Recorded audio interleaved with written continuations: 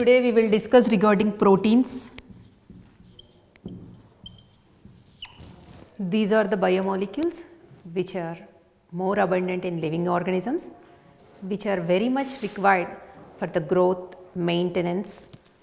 These proteins are present in the form of amino acids, polypeptides. The sources for these proteins are day to day what we are consuming the food consists nuts, milk, egg white are the sources for the proteins. These proteins are the polymers. In turn, they contain monomers, amino acids. As we know regarding much about amino acids, we will understand regarding the structures of proteins.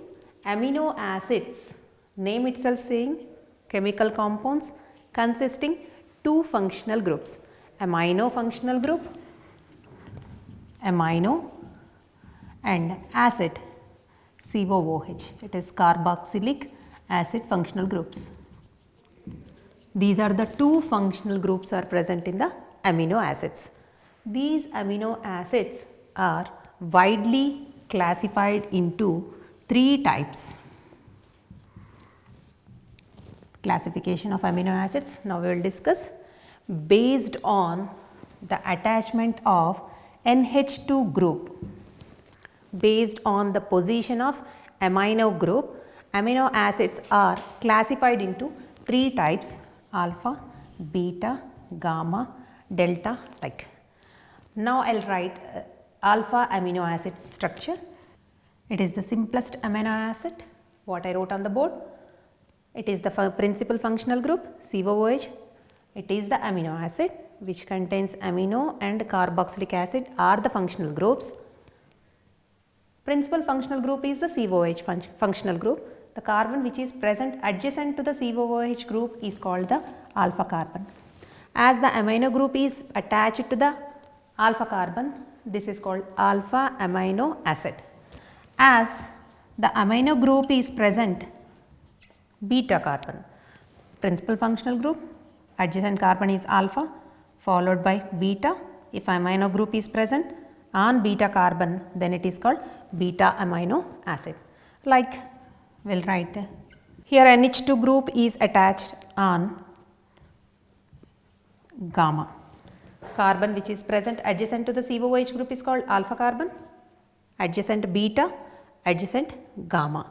So, NH2 group attached on gamma carbon, so it is the gamma amino acid. Alpha, beta, gamma, these are the carbon atoms with which amino group is attached. Alpha is the adjacent carbon which is present very next to the COOH. Here NH2 group is present on the beta carbon, NH2 group is present on the gamma carbon. Based on the attachment of this NH2 group, these are the three amino acids. Next comes based on number of amino and acid groups. In a neutral amino acid, amino COOH, amino group is 1, COOH group is 1, then that is said to be the neutral amino acid. Up to now what I wrote, these three are having the same number of amino and acid, means one carboxylic acid group, one amino group, one carboxylic acid, one amino, one carboxylic acid, one amino. So, the number of amino groups will be the same as the number of acid groups.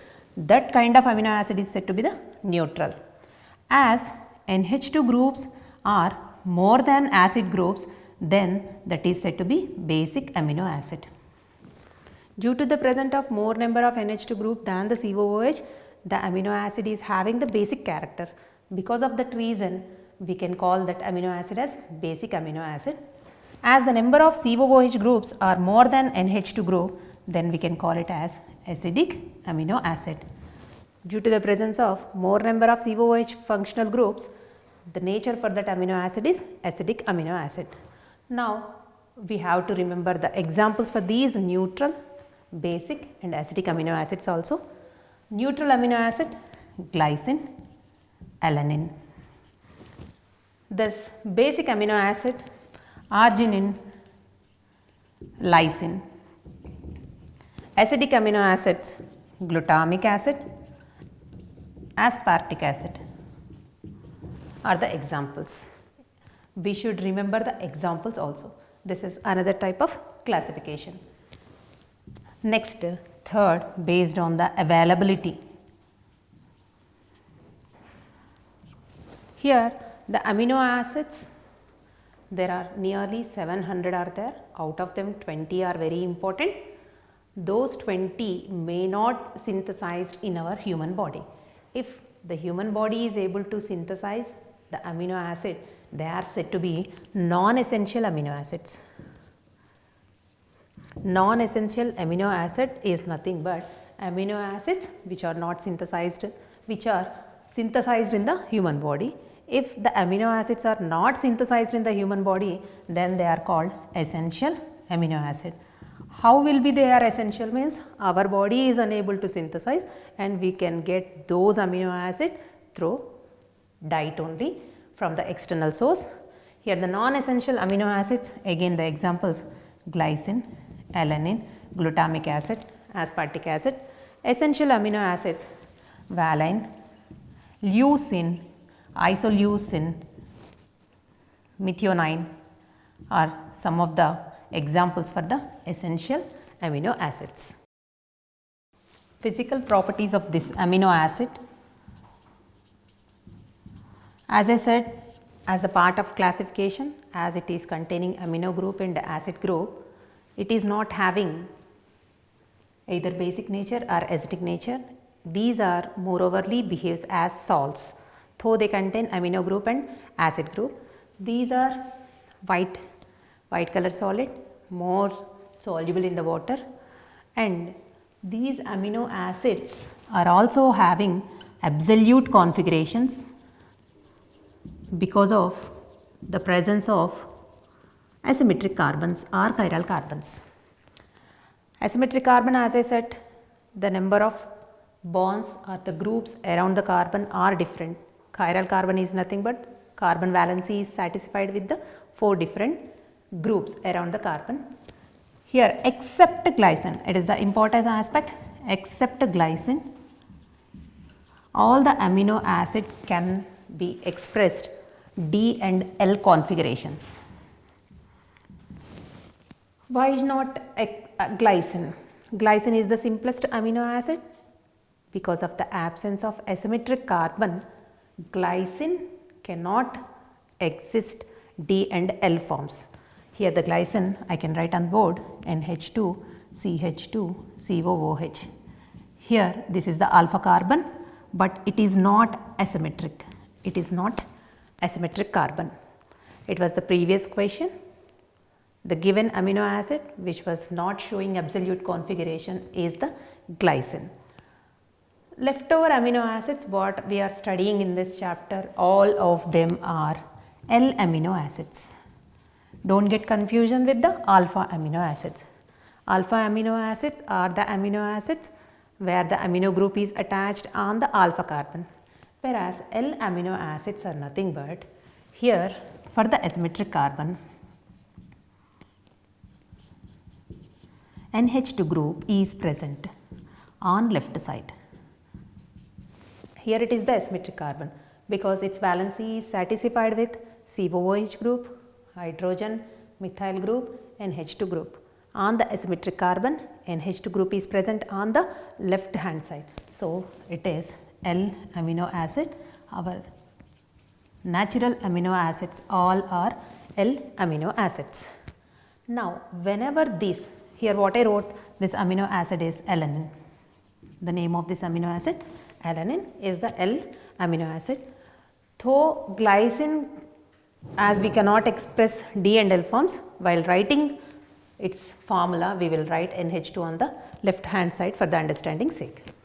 Whenever this amino acid consists COOH group, NH2 groups, whether it is in alanine or in glycine or in alanine containing any groups, whatever may be.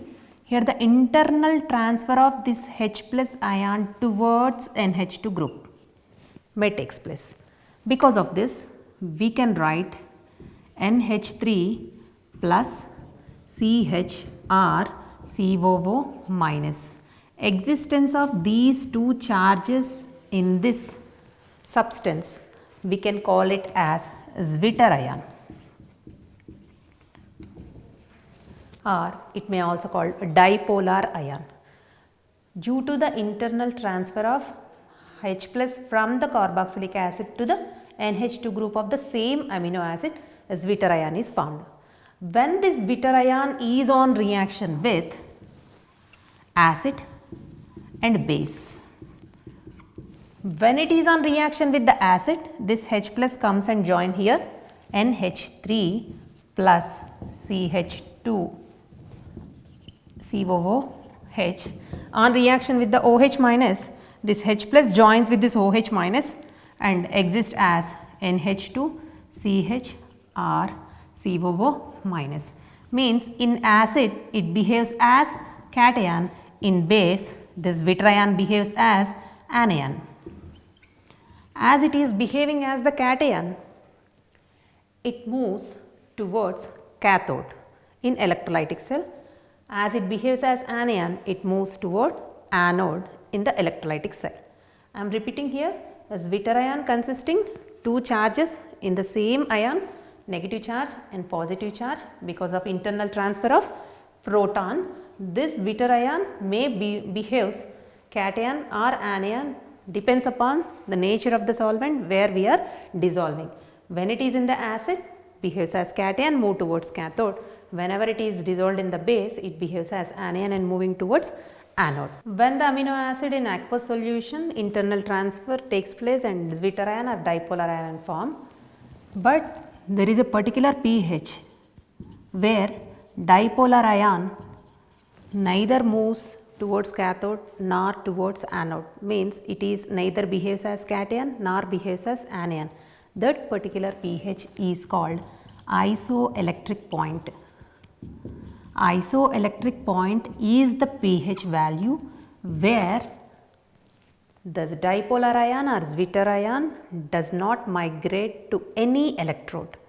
These isoelectric point for neutral amino acid range exists 5.5 to 6.3. It is also the notable point, isoelectric point value for the neutral amino acids. If it is for acidic amino acids, pH value is less than 7 for acidic amino acids. Isoelectric point pH is greater than 7 for basic amino acids. As the regular pH only we are observing here. If simply they ask isoelectric point for the acid, irrespective of acidic and basic nature, simply we will predict the value 5.5 to 6.3. This is regarding isoelectric point. Next we will discuss regarding peptide bond is a bond which is present in between the amino acids to make a link, to make a joint. As the word polypeptide, many peptide linkages are present. Simply we will start with the dipeptide. Dipeptide is the peptide bond which is formed in between the two amino acids. Here we are taking the simplest amino acids examples, glycine, CH2, NH2, CH2, COOH. Glycine can be represented as a three-lettered word, GLY is combining here with the alanine can be represented like ALA. Now here OH group of one amino acid combines with, I am writing the hydrogen like this, hydrogen of NH2 group, and it is forming like now CH2, NH2, CH2, CO followed by this NH, CH, CH3, COOH. Now here CONH, the one which is formed by the loss of water molecule in between the two amino acids, is said to be dipeptide. It is a peptide bond and the one which is formed is called dipeptide. Actually CONH linkage is called amide linkage. As we are getting observed in the form of peptide, we can call it as peptide bond also. If the linkage is in between the two amino acids, we can call it as dipeptide. If the linkage among three molecules, we can call it as tripeptide. 4 molecules tetrapeptide, many molecules polypeptide. Now, it is not that much difficult to you to follow up. My question here, the number of peptide bonds among n amino acids. I am repeating the question, the number of peptide bonds among the n amino acids. If you understand it well, in between 2 amino acids, by the loss of one water molecule, we are getting dipeptide. So, in between the 2 amino acids, there is a peptide bond. Among the 3 amino acids, 2 peptide bonds. Among the 4 amino acids, 3 peptide bonds. Like for n amino acids, among n amino acids, number of peptide bonds will be the n minus 1 peptide bonds. It is also one of the important aspect. Like dipeptide, there are tripeptides and polypeptides are also there. I will write one tripeptide with glycine, alanine and one more glycine. Here the glycine, as I said, NH2, CH2, COOH combining with NH2, CH, CH3, COOH, it is alanine, again combining with NH2, CH2, COOH. Here among 3 amino acids with 2 peptide bonds, tripeptide is formed. After the formation, NH2, CH2, CONH, CH, CH3. Here there is a loss of one water molecule and here there is a loss of one water molecule, CONH, CH2, COOH. Now, I am giving name for this tripeptide as glycinyl alanyl glycine.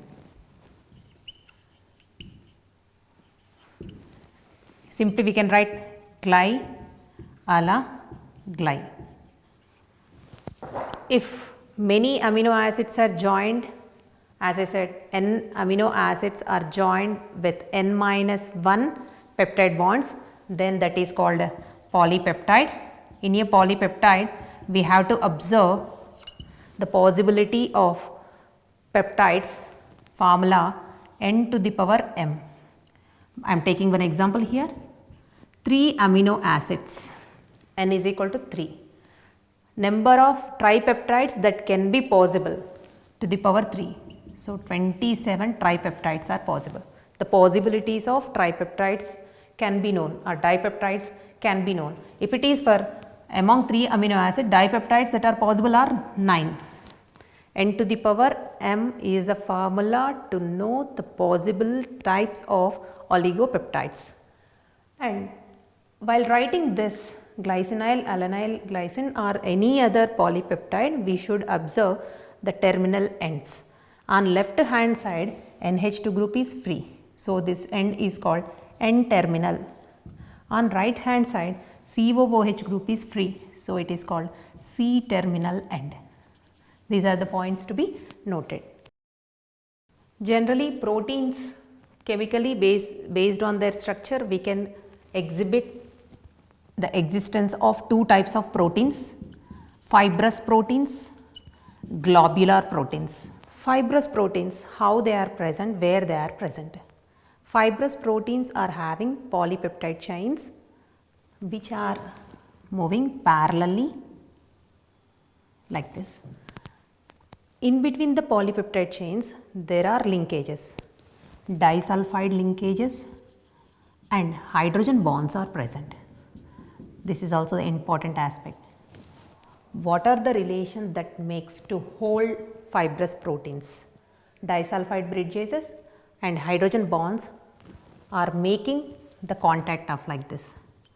Disulfide bridge, hydrogen bonds, like where these fibrous means examples for the fibrous proteins are the fibrin that is present in hair, silk,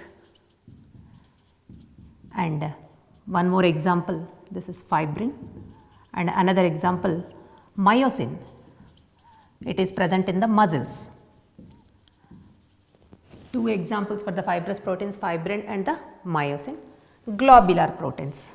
Here polypeptide chains are rounded like this, turn, twist and turn among themselves to appear like a round helical structure called globular proteins. These globular proteins are observed in insulin, hemoglobin. Globin of the hemoglobin is having this globular shape. These are the two different types of proteins that we can observe in human or in animal bodies. Now the structure of the protein can be explained. Structure of the protein is explained in 4 stages that can be explained in the form of primary structure, secondary structure, tertiary structure and quaternary structure. The structure of a simple protein, though it contains fibrous or globular, how it can be explained means in 4 stages. The primary structure of a protein which indicates the sequence of amino acids in a polypeptide chain. As you know, polypeptide chain is formed by the arrangement of amino acids in a particular sequence. In between the amino acid, peptide bonds are formed. Those peptide bonds formation lead to the appearance of polypeptide chain. The sequence, if it is an example of 4 amino acids are there, A, B, C, D, how they are arranged, A, B, C, D or A, C, B, D or A, D, B, C, like the sequence can be known by knowing the primary structure. Sequence of amino acid can be known by knowing the primary structure. Now the secondary structure, secondary level of the protein structure is explaining regarding the shape of the polypeptide chain. As the sequence of amino acid are forming as the polypeptide, how the polypeptide chain shape. Here alpha helix, beta plated sheets which are same as what we studied here, fibrous and globular. Alpha helix like globular in shape, beta sheets like fibrous in shape. Alpha helical turn held together by the formation of hydrogen bonds. Helical turns are existing and they are staying as it like by the formation of hydrogen bond in between the turns. Beta plated sheets, as we discussed in fibrous like polypeptide chains, are held together by hydrogen bonds and disulfide bridges. Here the alpha helix we can observe in wool and hair, beta sheets we can observe in the silk. Next, tertiary structure. Tertiary structure of a protein is explaining the 3-dimensional arrangement of atoms around the helix. What are the groups that are present inside, what are the groups that are present outside the polypeptide chain can be known, and the 3-dimensional arrangement can be understood by knowing this tertiary structure. Tertiary structure can be stabilized with electrostatic force of attraction, van der Waals force of attraction and hydrogen bonds. These are the 3 points that you have to remember. Internal folding and 3-dimensional arrangement depends upon the primary and secondary levels. As the amino acids are arranged sequentially to form like a polypeptide, those polypeptide either in the form of alpha or beta. Now the 3-dimensional arrangement of groups, how the groups are arranged, the attractions among those groups can be knowing by knowing the tertiary. Means 3-dimensional arrangement can be known by knowing the tertiary structure. And the attractions, electrostatic force of attraction, van der Waals force of attraction, disulfide linkages are present among the foldings.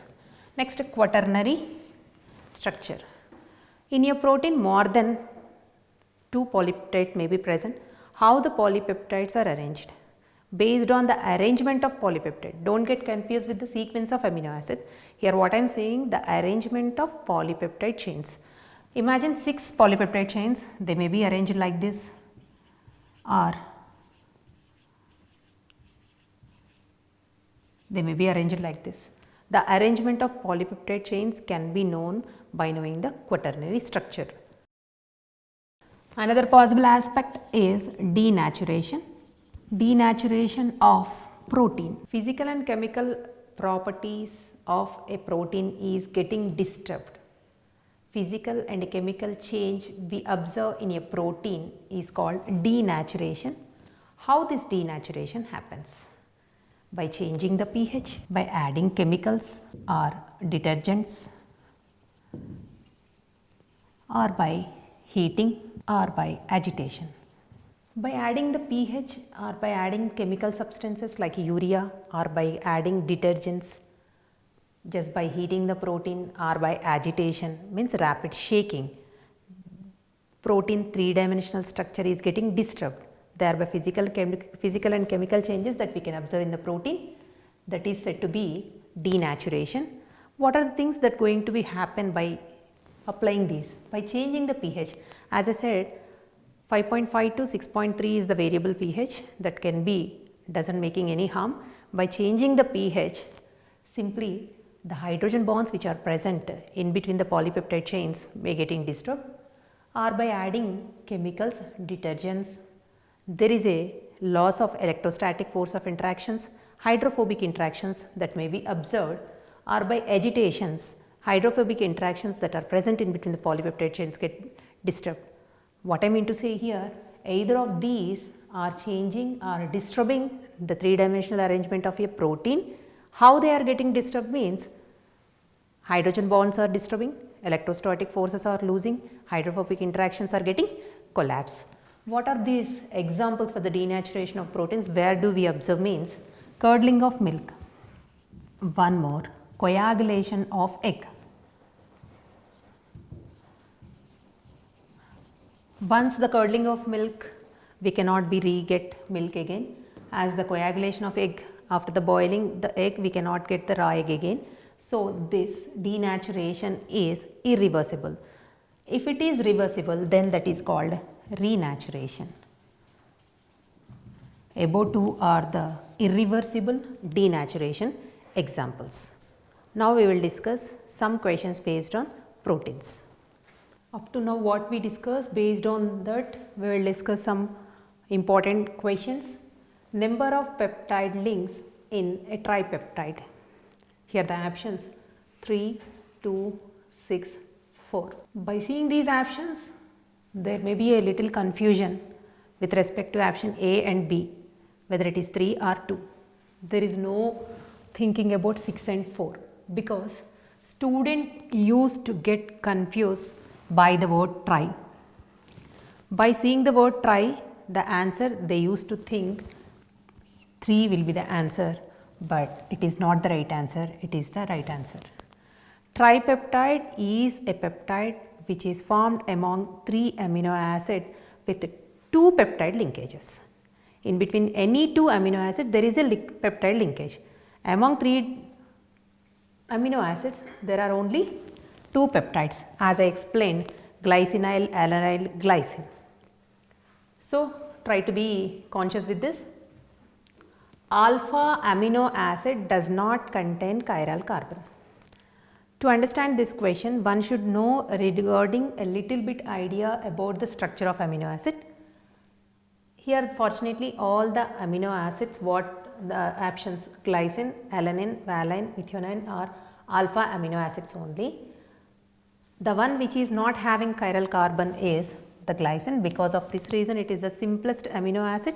We cannot write any absolute configuration for this glycine. It was the previous competitive bit. Next question. D-alanine differs from L-alanine with respect to. Simply we have to see alanine, alanine, both of these are the same amino acids, just there is a difference with respect to D and L.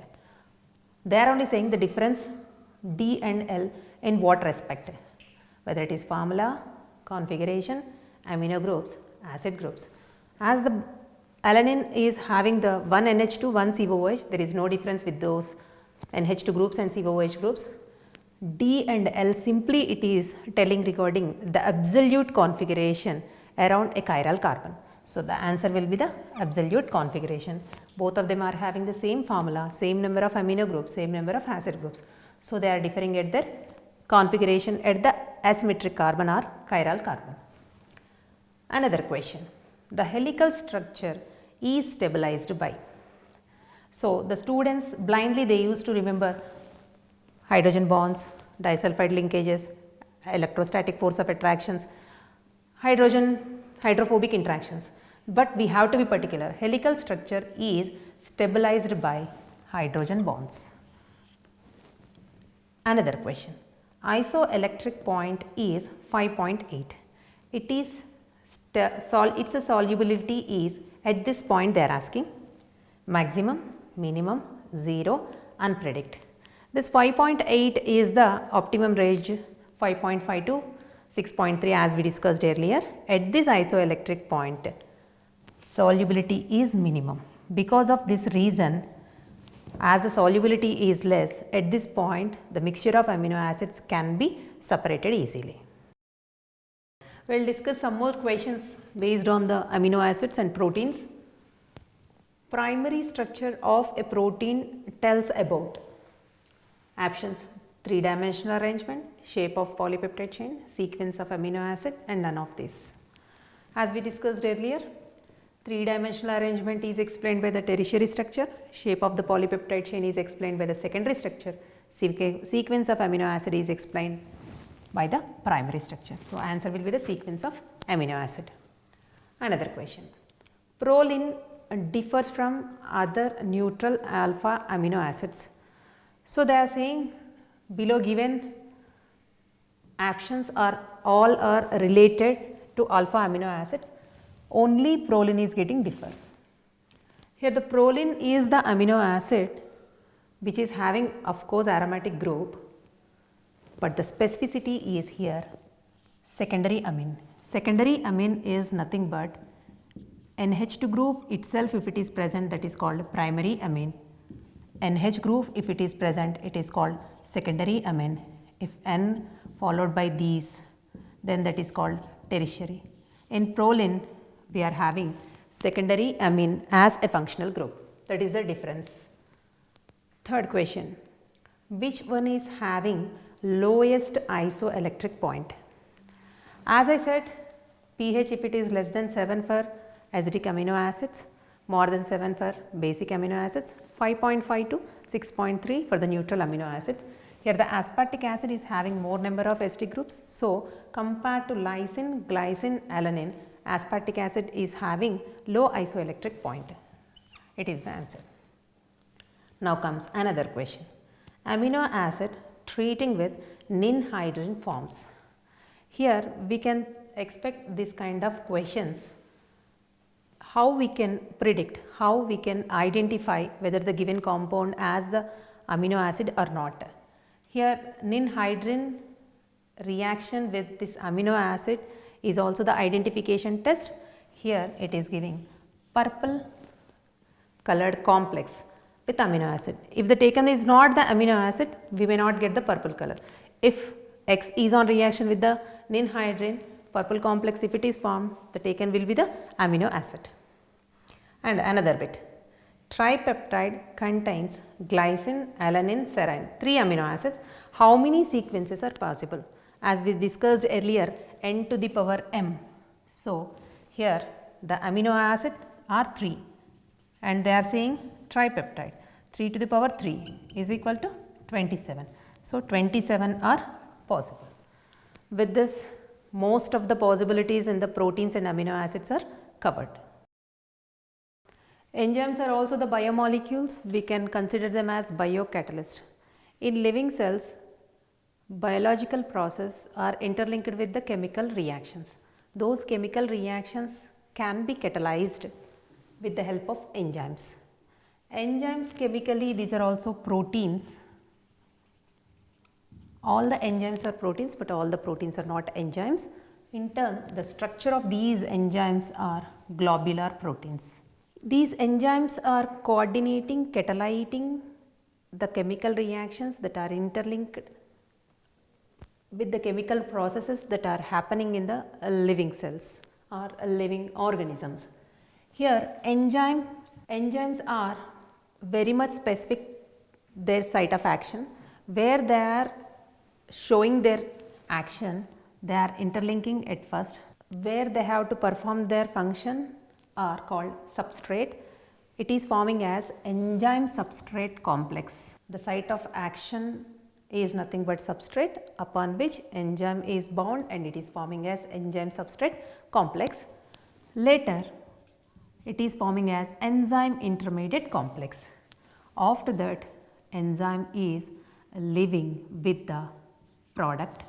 As an enzyme product, it is separated product enzyme after the formation of enzyme product complex.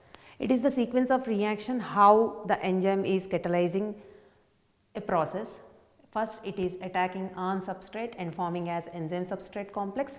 It is changing as enzyme intermediate. Later it is forming as enzyme product. At last the product is getting separated from the enzyme. Due to the presence of enzyme, what is the difference that we can observe means, during the function of a digestion process or any other chemical process, the activation energy is lowered. In absence of an enzyme, the reaction may be after formation of certain barrier only products are formed. These are reactants, these are products. But in presence of the catalyst, the path of the completion of the reaction is changed by reducing the activation energy. Here without enzyme, the activation energy is this much. In presence of enzyme, the activation energy is lowered by changing the path of the completion of the reaction. This is the statement what I explained, it is truly related to the catalyst also. Because of this reason, enzymes are called as biocatalysts. Here, as I said, enzymes are proteins. These are attached with the non-protein part also. That non-protein part that is attached with the enzyme is prosthetic group. This prosthetic group combination with the enzyme is called coenzyme. At the time of reactions, it is called as cofactor. Non-protein part attached to the enzyme is the prosthetic group. Combination with the prosthetic group is called coenzyme. During a chemical process, the one which is attached is called as cofactor. As I said, these enzymes are substrate specific. On particular reactants only they are showing some specific reactions. We will discuss regarding some examples. Here, sucrose hydrolyzed to glucose and fructose in presence of invertase. Here the invertase is the enzyme. Next, starch to disaccharide. Here diastase is the enzyme. In turn, maltose hydrolyzes to glucose. Here the enzyme is maltase. Same, cellulose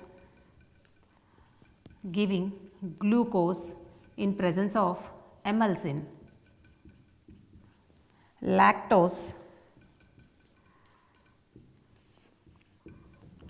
glucose and galactose. Lactose hydrolyzed to glucose and galactose in presence of lactase. If you observe, by the end of these names we are getting ase as the suffix of these enzymes.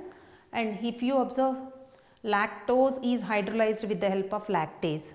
Sucrose may be hydrolyzed with the help of sucrase. These are the some of the examples to be remembered. We will discuss some questions based on topic enzymes itself. Prosthetic group attached to the enzyme, the nature of linkage means the bond that is present in between the prosthetic group and the protein part of the enzyme is, options may be covalent, ionic, peptide, dative. Here the students used to get confused with the peptide answer because it is the protein part is present, but here the non-protein part prosthetic group is attached to the protein part of the enzyme is covalent linkage. Don't get confused. Though it is a protein, the enzyme nature is protein, but the linkage is covalent linkage. When this prosthetic group is attached to the enzyme called, after attachment of this prosthetic group to the enzyme, actions cofactor, coordinator, biocatalyst, simply we can call it as cofactor. During the covalent combination of prosthetic group to the enzyme, we called it as cofactor. If there is no covalent combination, simply the prosthetic group is attached to the enzyme, then we can call it as coenzyme. One more question. Biocatalysts are actions proteins, enzymes, hormones, both 2 and 3. To make you confusion, of course, the question may be the simpler biocatalyst. By seeing this, one could predict the answer as enzymes, but here one option 2 and 3. But here the hormones are the chemical messengers, but they are not activating the chemical reactions. Therefore, the answer will be enzymes. One more question. Enzyme catalyzes urea to CO2 and ammonia. Options: urease, carbonic acid, emulsin, any of the above. Whenever we are getting this kind of options, any of the above, all the above, both, the students used to get confused, but to make you confuse only that kind of options, simply here urease, as I said, ase will be the suffix for most of the enzymes upon which it is getting acting, the suffix is followed. Upon urea, urease is acting to produce carbon dioxide and ammonia. If you possible, remember the formula of urea, NH2CO NH2. By the catalysis of this urease, products that are formed are carbon dioxide and ammonia. With these questions, now we are supposed to conclude the enzymes. Up to now, what we covered, detailed description regarding proteins, amino acids and enzymes, including possible questions.